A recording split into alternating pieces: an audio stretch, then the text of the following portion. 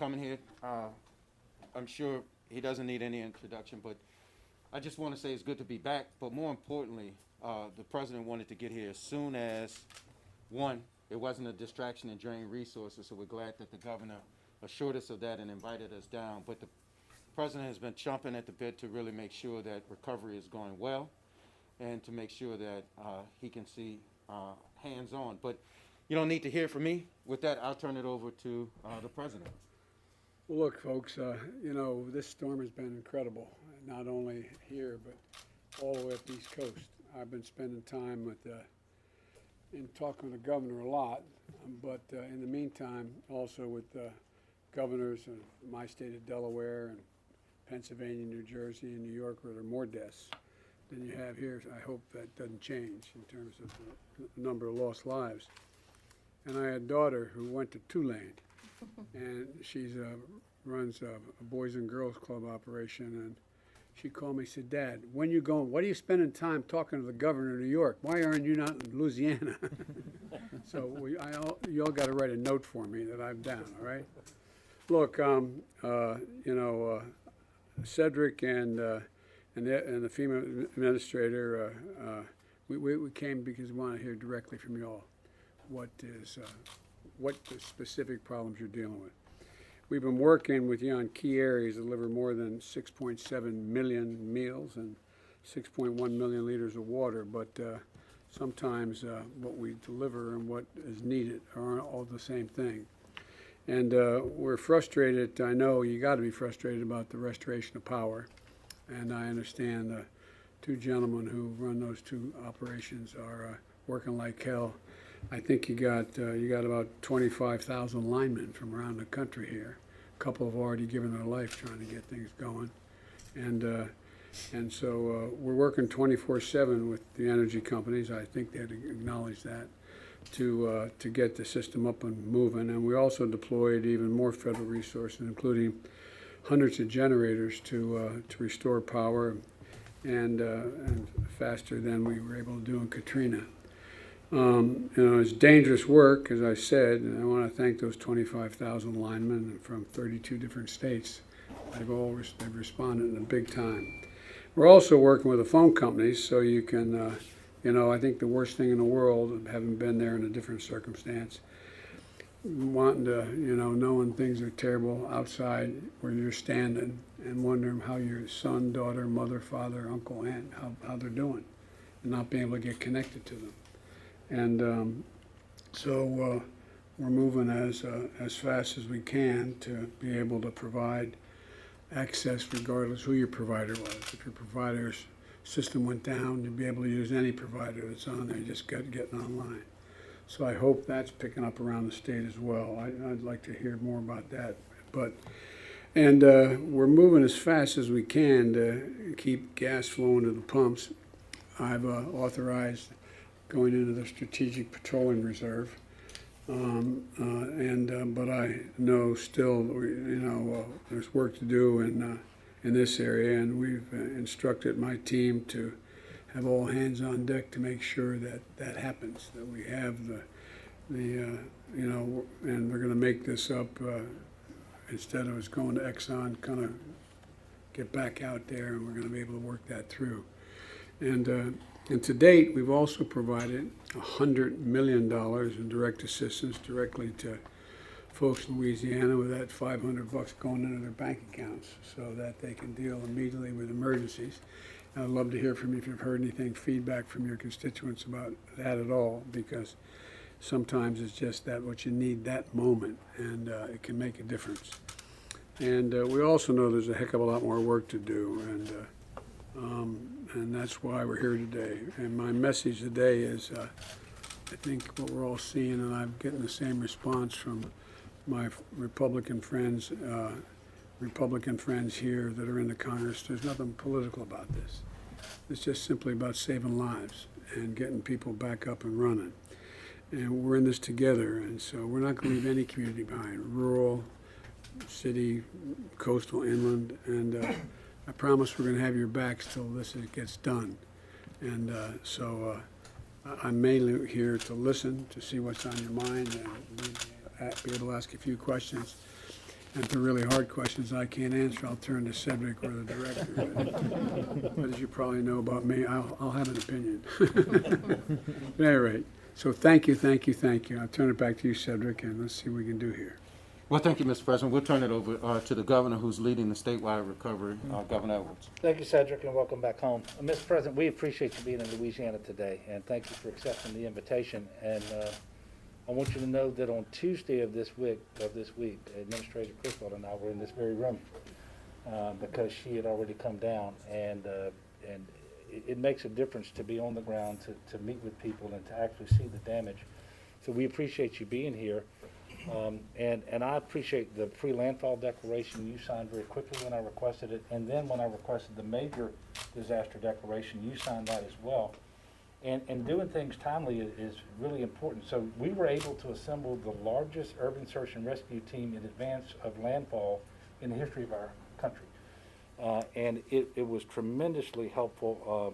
We had 1,300 people, including our own, but from I think it was 19 different states that came in to be able to do that.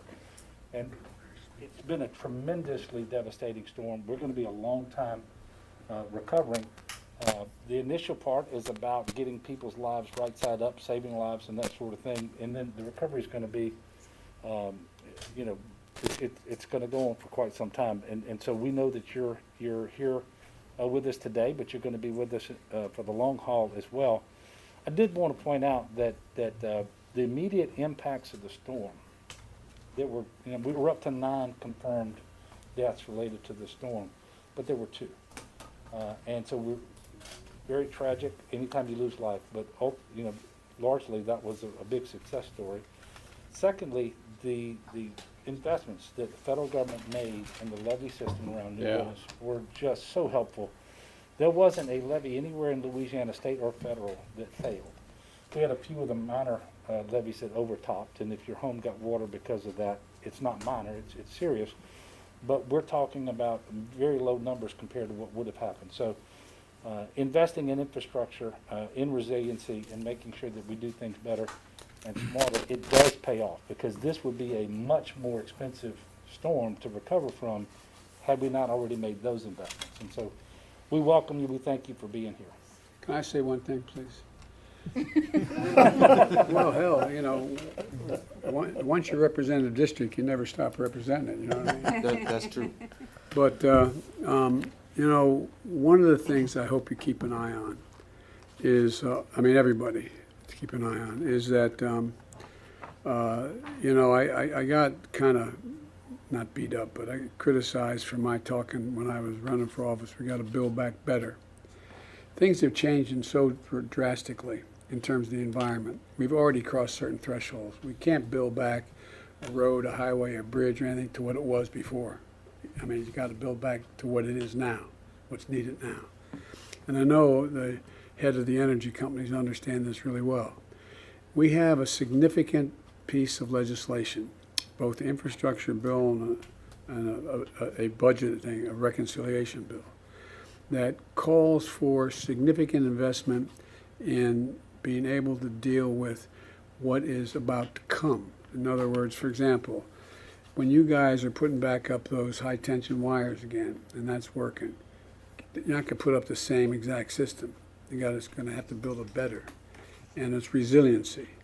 And so I just want you all focusing on it, and as you take a look, and I'm going to presume to send you copies of this stuff, take a look and see if what we're suggesting makes enough sense to you.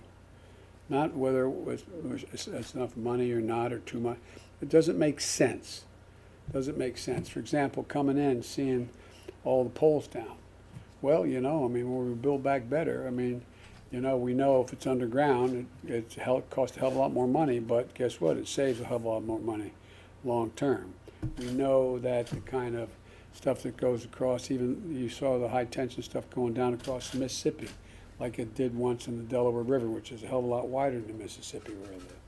It's, and so we have to, it seems to me we can save a whole lot of money and a whole lot of pain for our constituents if when we build it back in a better way. And it will create, and I realize I'm selling as I'm talking too, but it'll create really significant, good paying jobs. Not $15 an hour jobs, but jobs of prevailing wage, and it generates economic growth. But I just hope we don't go about deciding, just like, and you and I talked a lot about it, the levy system and the one, the federal government, that's the only one I'm fully familiar with. I mean, that was a lot of money, but think how much money it saved and how many lives it saved. So I hope you'll think about that. So when you hear the word resiliency, I know the energy guys know this, it's about making the systems from our transmission of energy straight through to the highways we're building and the bridges resilient to the change that we're seeing happening. I'm sorry, I won't interrupt like that again, but I just hope you take a look at it. And tell me if we need more or less, too. That's what. Well, thank you, Mr. President. I think with that, it's a great way to segue to our FEMA Administrator, Deanne Criswell. Thank you, Cedric. Mr. President, Governor, so far, in addition to some of the numbers that you mentioned, we have about 1,200 responders from the federal family on the ground, and that doesn't include those that are back at our National Response Coordination Center as well as our Regional Response Coordination Center, representing 22 different federal government agencies. We have right now 197 ambulances that have been actively engaged in trying to help with managing your support for the healthcare system. We also have 12 mobile communication units. Comms have been down, and so we've sent them into the parishes to help increase some of the communications until the cell towers can come back up.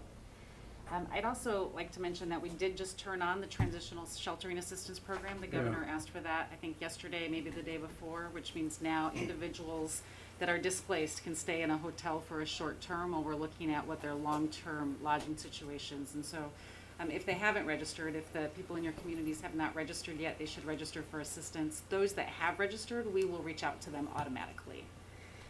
And we've also turned on the Blue Roof program. We saw some of the blue roofs as we flew in today, and so those have damages to their roofs. They can go to blueroof.us. Let's make it clear, the governor's afraid of that guy, that's why he insisted to get it. So we'll have that available to help with some of those temporary roofing repairs. And then the last thing I'll just quickly mention is we know that responder lodging is a concern. I've heard that from you, Governor, as well as some of your staff.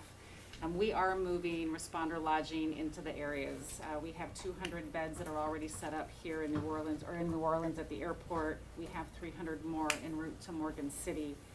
And we have 300 en route to Belle Chase. And then we're also looking at bringing in a cruise ship to help support responders. And this isn't just for our federal responders. This will be for your first responders as well. And so we're actively pursuing additional lodging to help support those that really need to be able to stay close and support your communities.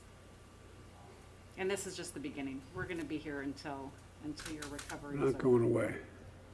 Mr. President, before I recognize our parish host, as we looked at those blue roofs, and I think this is important, especially for the country to know, that as our federal program gets up and running, we provided blue roofs. But a lot of those roofs are because the people of Louisiana decided to get on their roof, put up a tarp, mitigate their damage, and start that recovery process immediately. So the fact that you were able to get those tarps out to parishes so people could pick them up and start their recovery was important. And looking at the vast number, it was just incredible and gives me a sense of Louisiana pride to just show that when we get knocked down, we get right back up. And with that, I'll recognize. Can I make one other point? One of the things that, again, about resilience, you're going to get the funding to build back those roofs, but not the same roof. A roof that is more resistant to higher winds, more resistant to hurricanes. So it's not just building back to what the roof was before, to build it back better. That's kind of what I mean. That's a classic example of what I'm talking about, resilience, of changing the nature of it. So, Mr. President, with that, I'll recognize the parish president for St. John Parish, Jacqueline Hotard. Thank you, Cedric. Mr. President, Governor, FEMA, and all of our partners, thank you for all of the hard work that was done in preparation for Hurricane Ida. And thank you for the response so far on the ground and for continuing to ramp up those efforts. Mr. President, from your track record, I know you will be a great partner in our recovery. Thank you for your support and your continued support for the West Shore Lake Pontchartrain Levee Project. And thank you for calling out the insurance companies for distinguishing between mandatory and voluntary evacuations.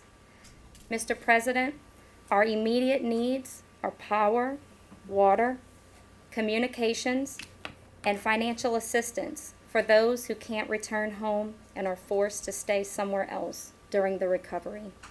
And thank you. Thank you.